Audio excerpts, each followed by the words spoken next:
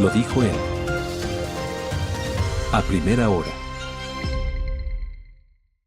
La semana anterior, el Centro de Investigaciones y Estudios Especializados, el CIES, presentó un nuevo trabajo de campo. Es una encuesta efectuada en el curso de este mes. Se hizo una levantamiento de las cifras del 18 y el 17 y el 18 de enero. Entrevistas cara a cara en hogares. En esta encuesta se da sobre la base de 820 casos. Siempre procuramos leer la ficha técnica de las encuestas. Si la encuesta no tiene ficha técnica, no le pare bola, tiene que tener ficha técnica. Ciudadanas y ciudadanos residentes en Quito y Guayaquil mayores de 16 años, un intervalo de confianza del 95%, margen de error más o menos 4% en Quito y Guayaquil. Pongamos en materia y veamos con qué se encontró el CIES. Está con nosotros el consultor Carlos Coronel. ¿Cómo le va, doctor? Bienvenido, qué gusto. Hola, Fabricio, hola, Andrea, un cordial saludo con los dos, con el equipo de A Primera Hora y la radio, y por supuesto con las personas que tienen la generosidad de compartir este espacio. Un poco entrando en materia, Fabricio, de la levantación de la encuestación. Bueno, seguidita. Sí, pero hay que ponerle salsa. color a este día colorido, nublado en Quito. Bueno, para resumirlo, digamos, o dar ahí una pequeña visión de lo que fue nuestra encuesta del mes de enero de 2026, yo diría que no hay sorpresas mayores. Hay algunos elementos distintos entre lo que pasó en el 2025 y lo que está pasando ahora, pero tal vez lo más significativo es que eventualmente cuando uno hace investigación de opinión pública, lo significativo es que nada cambie.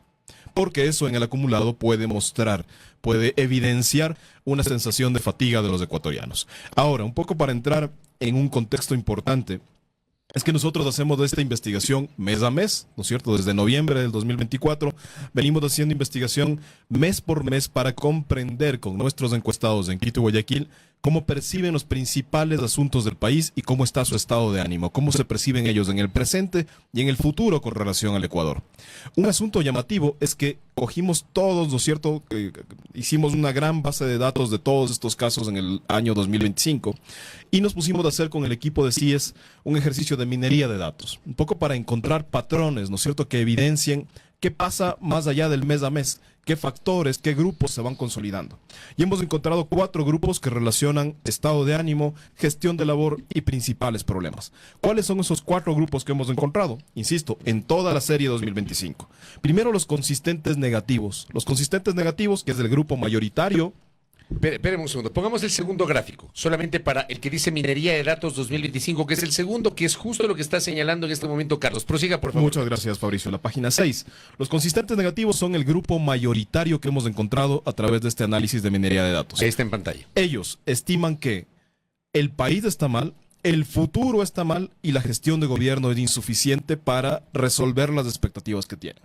Siguiente grupo es el grupo de los críticos selectivos, es decir, son personas que consideran que el país está mal, pero además se activan específicamente y profundamente en relación a determinados temas. La diversidad de temas que suceden en este país, ¿no es cierto? Entiéndase, a veces Progen, a veces el tema de generación eléctrica en general, a veces del tema de empleo, a veces los casos de corrupción, y vamos a ver más adelante que tal vez una de las sorpresas o cosas distintas que hemos encontrado en enero del 2026 es la percepción sobre el eje mal gobierno, corrupción. Hay un tercer grupo que hemos identificado que es el grupo bisagra, esperanzados, que consideran que actualmente el país está mal, eventualmente en los próximos 6 meses va a estar mejor y sin embargo de aquello, esa esperanza no necesariamente está satisfecha completamente por la gestión gubernamental. Por eso este grupo de esperanzados que alcanza el 23% termina siendo una bisagra. Si estas personas, este grupo de personas empieza a consolidarse, la percepción del gobierno puede mejorar. Sin embargo, si no encuentran elementos positivos, van a pasar directamente a los consistentes negativos, que en este momento ya son mayoría. Y finalmente los consistentes positivos, quienes estiman que el país va por buen rumbo y que el gobierno está gestionando adecuadamente ese rumbo, que ascienden al 29%. Entonces, en ese contexto de cosas, digamos, si estos son los 4 casilleros, los 4 cajoncitos donde tenemos que ubicarnos los ecuatorianos a la luz de lo que hemos hecho, este ejercicio de minería de datos, ¿qué puede pasar en el 2026? qué escenarios se pueden plantear en el 2026 en función de lo que estamos encontrando en la encuesta. Y vamos al detalle de lo que hemos encontrado en la encuesta. Para resumirlo en 3 valores principales y en función de eso, si quieren profundizar la conversación. Primero, el estado de ánimo se mantiene pesimista. Estamos hablando de un... Primer gráfico, no sea malito. Para ello, Gracias, el primer dígito. Dele, Carlos. Entonces, los pesimistas alcanzan para enero del 2026 el 72% en el consolidado, 68% en Quito y 76% en Guayaquil. ¿Esta cifra se ha incrementado respecto del mes anterior, cómo cerró el año, o se mantiene? Se mantiene, y por eso decíamos que no hay mayores novedades. Más bien, la novedad analítica de esto es que al mantenerse prácticamente todo el año alrededor de estos valores, tal vez hubo un pico distinto en febrero, marzo, abril del 2025, pero al mantenerse sistemáticamente, lo que sería estadísticamente la moda alrededor de estos números, casi siempre encontramos estos números, lo que vemos ya no es un ejercicio aislado de pesimismo. No es que por efectos de la Navidad y los gastos de Navidad y lo larguísimo que puede ser económicamente enero, la gente está mal. No, es una cosa ya persistente, no es una cosa aislada, y por lo tanto empieza a rondar lo que sería un pesimismo estructural. ¿Por qué además un pesimismo estructural? Porque cuando hacemos la pregunta, en los próximos 6 meses, ¿usted considera que el Ecuador estará igual, mejor o peor que ahora? Encontramos que la percepción de que el país puede estar mejor es 23% en el consolidado, 25% en Quito y 21% en Guayaquil. Es decir, números cerrados. Estamos hablando de 1 de cada 4 ecuatorianos que nos dice esto puede ir mejor en los próximos 6 meses. No en los siguientes 2 años o 3. En los próximos 6 meses, que es un plazo muy específico. ¿Eso qué quiere decir? Que la diferencia, que el 75% nos dice vamos a estar igual o peor que ahora. Si juntamos las dos variables, ¿no es cierto? El Ecuador está mal ahora. En el futuro no tengo mucha expectativa. Empezamos a evidenciar esta fatiga, este temor incluso estructural de que nada cambie. Ok, esto respecto de lo que teníamos en enero del 2025, ¿cambia? No Tampoco. Significativamente. O sea, es decir, desde enero del 2025 tenemos prácticamente el mismo porcentaje de quien mira pesimista o esperanzador el Ecuador. Así es, Andrea. En efecto, yo diría que únicamente en el contexto de elecciones presidenciales del anterior año, por motivos, entre otras cosas, de que la comunicación cambia, ¿no? Siempre uno trata de hacer, cuando gestiona una campaña electoral, una comunicación desde lo positivo. Es decir, incluso cuando el contexto es negativo, Es la comunicación electoral. tratas de movilizar la esperanza. En ese contexto algo cambiaron los números, pero luego vemos que vuelven a sus valores lamentablemente naturales. Entonces, el primer dato tiene que ver con esto, con el estado de ánimo. Y ahora sobre el análisis que se podría hacer de este dato, el análisis político que se podría hacer, nos dicen entonces, Carlos, que se siente esta fatiga, ¿verdad?, de la ciudadanía. Es decir, 35% por acá dice que va a estar igual, peor, 35% también. Respecto de lo que ha ocurrido tal vez en otras naciones, en países vecinos, ¿qué ocurre con la fatiga? Es decir, ¿qué podríamos avisorar con el tema de la fatiga? Bueno, la fatiga podría tener 3 causas, ¿no es cierto? O sea, podría movilizarse hacia 3 posibilidades. La primera, que la gente se acostumbre a vivir con fatiga, que no pase nada, ¿no? La segunda es una posible crisis real de pérdida del poder. Yo creo que en este momento no hay condiciones, digamos, no hay condiciones políticas, no hay condiciones legales, no hay condiciones de movilización social como para que eso suceda, ¿no es cierto? No, tú no tienes personas en las calles que exigen la salida del gobierno. Ni liderazgos tampoco. Que es una muy buena reflexión y acotación. No hay los liderazgos que movilicen a esas personas o esa fatiga.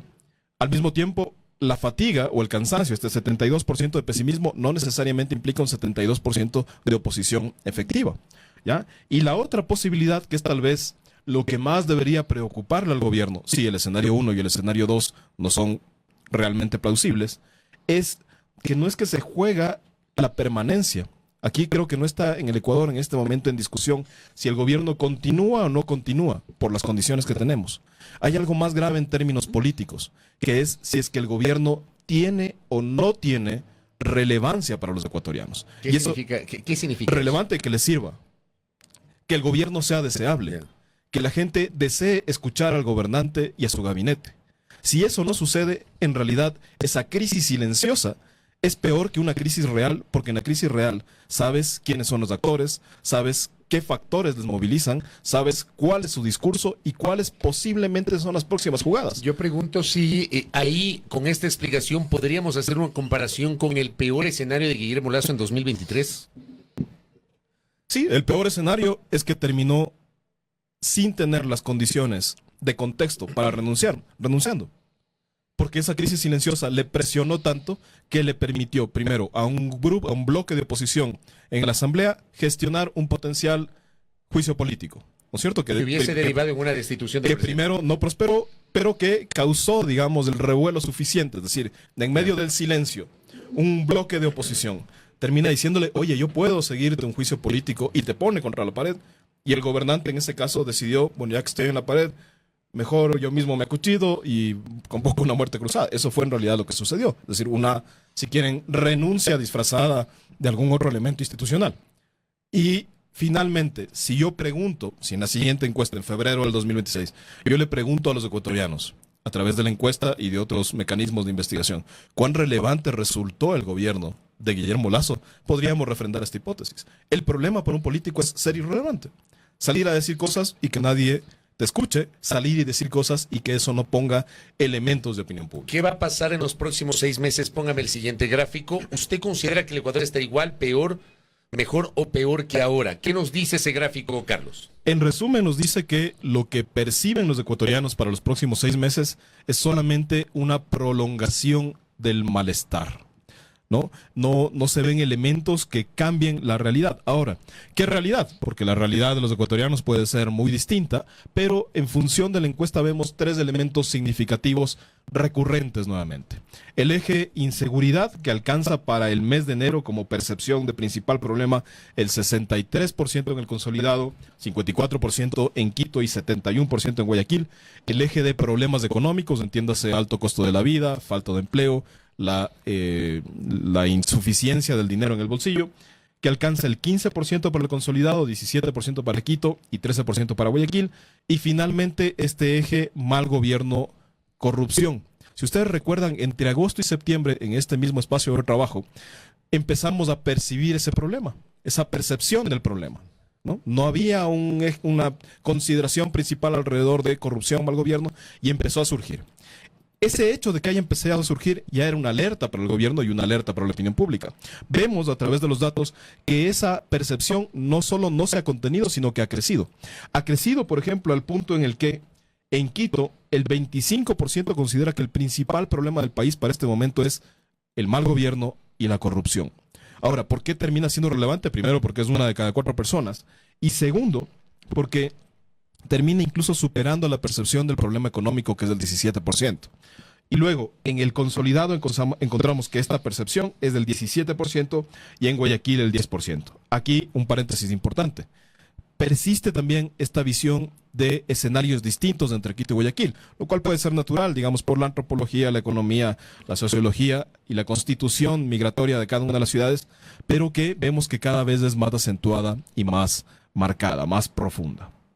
Ahora vamos a mirar cómo se encuentra la situación ahora de la ciudad, de lo local, ¿verdad? También se realizó esa pregunta, ahí estamos, ahí la tenemos en pantalla. Para usted la situación actual de la ciudad es muy buena, mala o muy mala. Se hizo en Quito y en Guayaquil. ¿Qué números salieron ahí?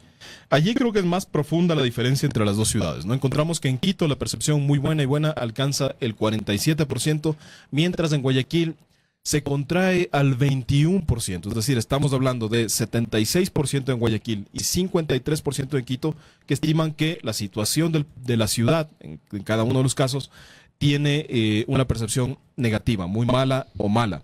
Ahora, esta variable, conforme hemos hecho la investigación en ese mismo ejercicio de minería de datos, le hemos encontrado más relación hacia el estado general del país que hacia el estado de la ciudad en concreto. Es decir, cuando te hablan o cuando las personas están mencionando esta situación, en realidad lo que están es valorando el contexto, si quieren, en términos competenciales de lo nacional y no necesariamente de lo local. Es decir, cuando te responden esto, no te están hablando de agua potable, alcantarillado, movilidad, espacio público. Te están hablando nuevamente inseguridad, economía, problemas de corrupción, Son los problemas problemas de macro. transparencia. Exactamente. Pero traducidos a las ciudades. Y ahí vamos a los principales problemas, que me parece siguen siendo los mismos, las mismas preocupaciones, o hay alguna variación respecto de los últimos trabajos de campo, Carlos Coronel.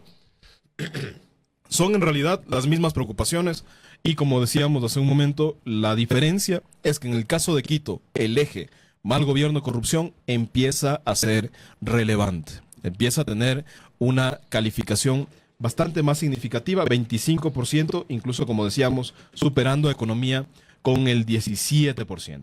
Y aquí lo que quiere decir, digamos, entre otras cosas, es que si bien hay agendas territoriales distintas, es decir, si bien a Quito le preocupan otros temas, le preocupa en este caso más el tema corrupción al gobierno que a Guayaquil, en ambos casos igual se demandan soluciones. No es solamente una necesidad de comunicar mejor o de acercar mejor lo que está sucediendo. Es una demanda concreta, sí, de generar soluciones. Y yo diría, en el caso de Quito, esa demanda de gestión de soluciones tiene un plus adicional que es más complicado, que es generar soluciones con transparencia, con información suficiente y evitando cualquier viso de corrupción que vemos que en este momento está presente. Muy bien, ahora vamos a ir a una siguiente pregunta que es, bueno, ya hemos visto los principales problemas, ¿verdad? Sí abordamos eso. Sí, bueno, Sobre todo, esa misma. la calificación del presidente Daniel Noboa, la labor del presidente Daniel Noboa, ¿qué encontraron ahí? Dos hechos significativos. El primero es que la labor ciertamente se contrae. No encontramos en el consolidado, es decir, en la sumatoria de toda la encuesta, un 37% de ciudadanos que manifiesta que el presidente Noboa hace una muy buena o buena gestión, 37%. En el caso de la percepción negativa, mala o muy mala, es del 60%. Es decir, estamos hablando de un crecimiento significativo de este valor. Primera idea. Segunda idea, se mantienen las diferencias entre Quito y Guayaquil. Pero aquí hay algo llamativo. En este momento, el 32% de los quiteños califica como muy buena o buena la gestión presidencial y el 42% en Guayaquil. En la serie 2025, normalmente era Guayaquil el que tenía una percepción Más negativa. menor. Exactamente. Digamos, Quito le calificaba mejor al presidente. Ya. Y vemos que eso empieza a cambiar. Ahí qué? hay una cosa llamativa. ¿Por qué? Veamos la percepción de problemas. Si el 25% de las personas nos dice, yo estoy pensando, yo percibo que este gobierno no es lo suficientemente transparente o lo suficientemente útil, eso impacta directamente en dos variables.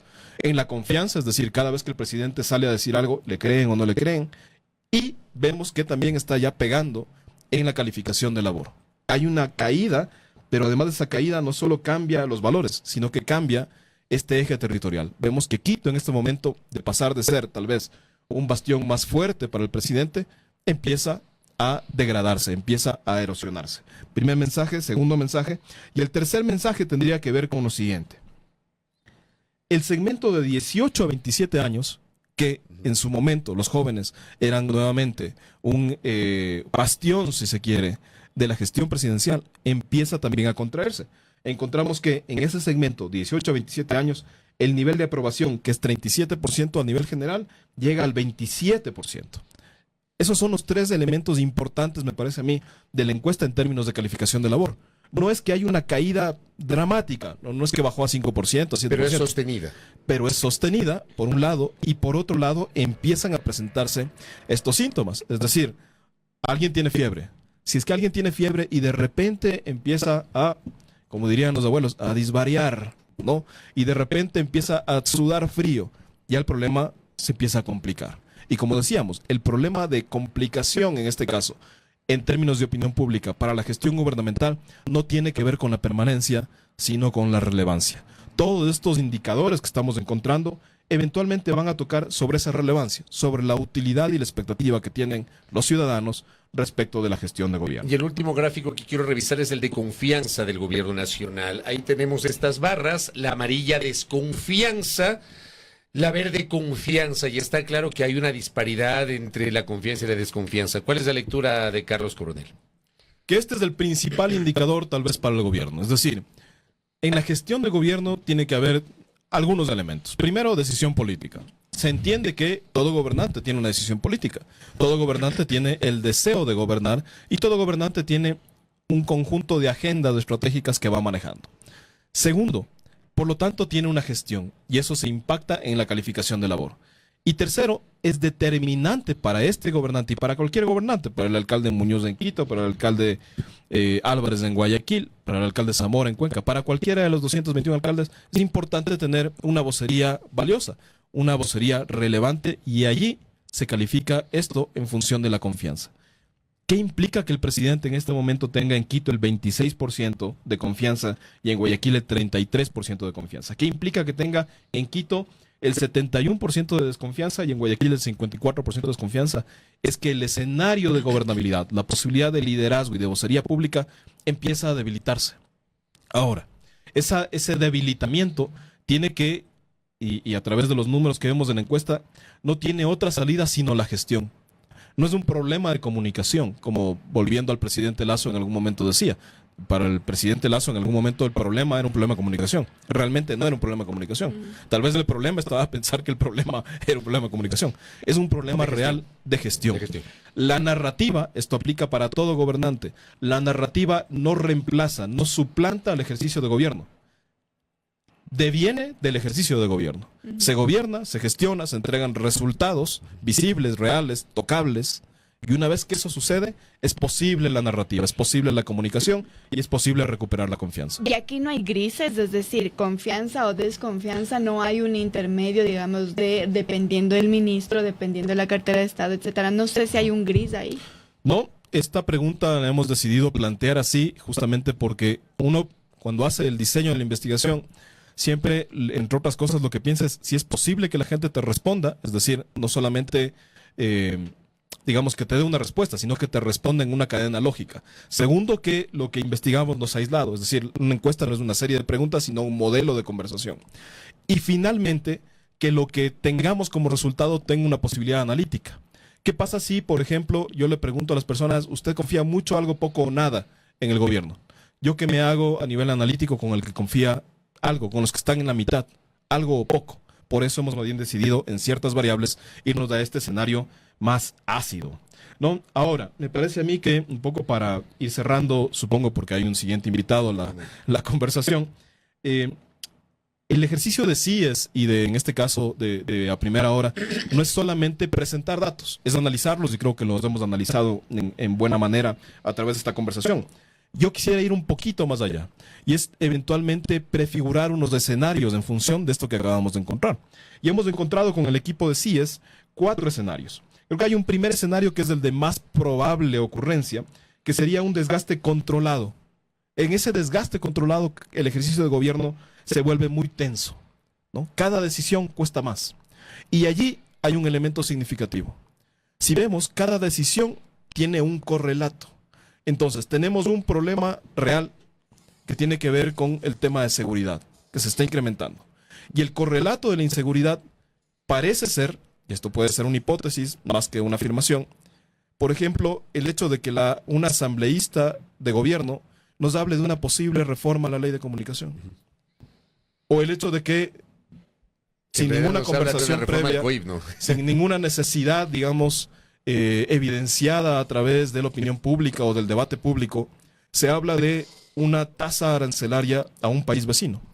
Estos dos elementos terminan, no sé si distrayendo, pero sí moviendo la conversación hacia otro eje. Lo de la vicepresidenta y este video que se hizo viral reclamando a una servidora de un centro de salud. Puede también formar parte de ese escenario. O le voy a agregar otra de esta mañana, Carlos. Póngame la gráfica. Hay una cadena de 5 minutos que cierra con esta imagen. Con esta imagen, mire, Carlos. Presidente con 3 ministros de Estado ahí. Es una cadena hablando de... La cadena tenía que ver con, dice, desde el primer día el presidente Noboa declaró la guerra al narcotráfico y al terrorismo, y es una cadena grabada así. Entonces, Omar Jaén me hizo reír en la mañana porque decía que se parece a la portada del Festival de los Hombres Duros que daban en Coavisa en la década de los 80. Y esta imagen, por ejemplo, en el mismo contexto. Que es una narrativa extremadamente épica. Uno de los elementos, y aquí si quieren yo me permito dar, no consejos gratis, no creo que yo esté para dar consejos, pero sí tal vez 2 lecturas estratégicas. La primera es que frente al problema de inseguridad que vive el Ecuador, tal vez un ejercicio de empatía, de cercanía, sea relevante, más que un ejercicio de comunicación épica. Porque eso épico no está llegando a las calles. Cuando a la gente le extorsionan, cuando a la gente le asaltan en la calle, cuando la gente tiene temor Y si quieren, en otra entrevista hablamos de cómo ha cambiado la gente sus prácticas por la inseguridad. La gente está gastando dinero en rejas, en alarmas. La gente deja de salir en la noche. La gente cierra sus negocios más temprano. Entonces, con esos elementos parece ser que tal vez lo más acertado no es una comunicación épica o un tono épico de la comunicación. Y un segundo elemento respecto del video de la vicepresidenta Pinto. Y es que sí puede ser, en efecto, que ella haya tenido esa molestia en un hospital. Esa molestia es reproducida o multiplicada por millones de personas todos los días que van a un hospital y tal vez no les atienden adecuadamente, o les mandan a comprar una gasa, o les mandan a comprar una paracetamol o un remedio, o los reactivos del IES, que algunos hospitales del IES no tienen reactivos para hacer laboratorios. Sin embargo, esos videos son posibles para la gestión de comunicación en la medida en que hay una solución. ¿Por qué? Porque la gente no elige ni a estos gobernantes ni a ningún gobernante para ayudar a la queja.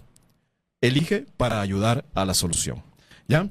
Y si quisiera terminar con los 3 escenarios adicionales. El primer escenario tal vez diría, es el más posible, de este desgaste cotidiano, continuado, un ejercicio de gobierno tenso, una baja confianza, y tal vez la expresión cotidiana de esto es: no hay otro mejor. Estamos así, pero no hay otro mejor. Un siguiente escenario sería una erosión acelerada. Con menor posibilidad de ocurrencia, que tiene que ver con el no da para más. Esperemos, por supuesto, que no suceda. Sin embargo, es un escenario posible, ¿no? Si hablamos en porcentajes de posibilidad, el 60% de posibilidad yo le pondría al escenario 1. Vamos a mantenernos así, dilatados en el tiempo, con la idea de que no hay otro gobierno mejor.